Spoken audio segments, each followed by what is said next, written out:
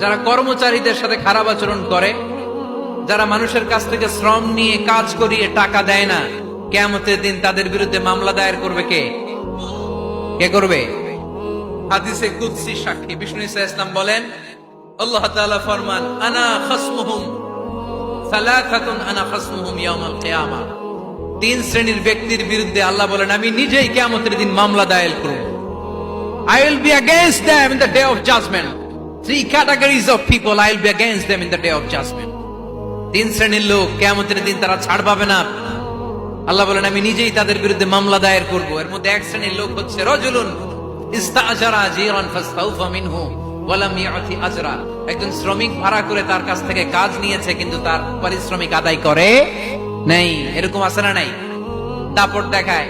মেহনতি মানুষ, খেটে খাওয়া মানুষ, এদের দোয়া কবুল হয়ে যায়।